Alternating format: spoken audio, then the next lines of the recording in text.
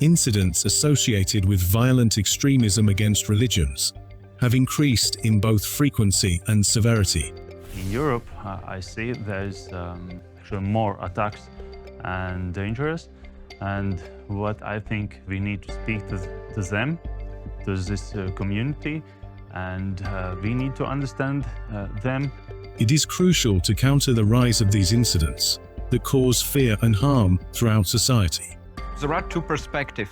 The first perspective is society that can be radicalized, that is searching for, I don't know, conspiracy theories, getting in the rabbit hole and echo chambers in the internet.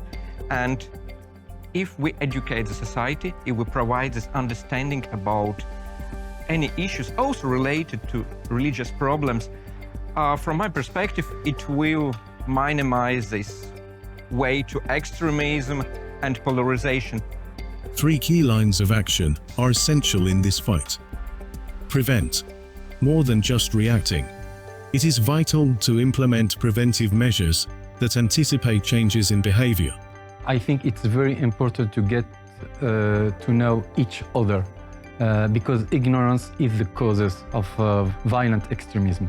In Vienna, we're trying really a lot about the interreligious work. So we're having different projects, how we combine that. One example is there's a Christian colleague which also invites other religions to educate their people. Also Islam, also Buddhism, also the Sikh, also the Jewish.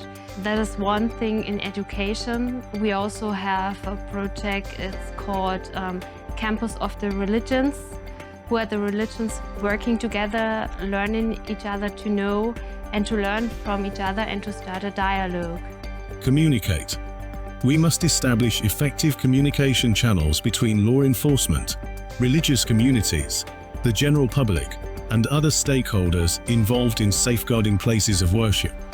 Primeiro de tudo, criar canais de comunicação entre as comunidades religiosas e as forças e serviços de segurança, assim como canais de comunicação com todas as organizações da sociedade civil que possam, de alguma forma, ajudar as pessoas das comunidades a ultrapassar os problemas que enfrentam no seu dia-a-dia.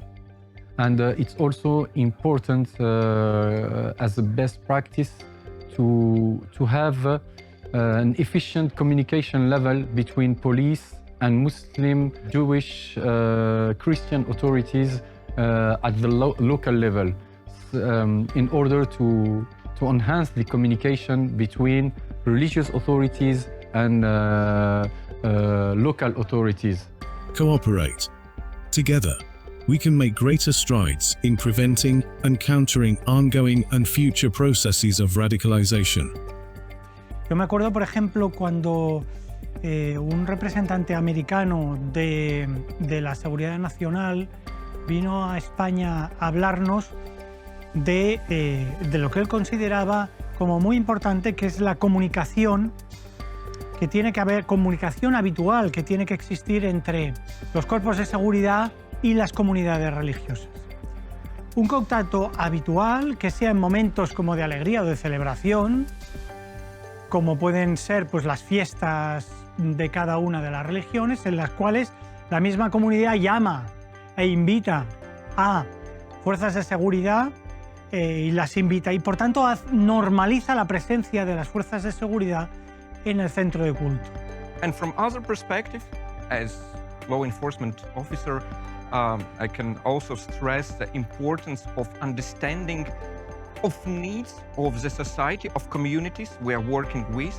So if we understand the needs, the root of the problem, if we understand their cultural background, we also can better provide our assistance and to help them in any situations and so on.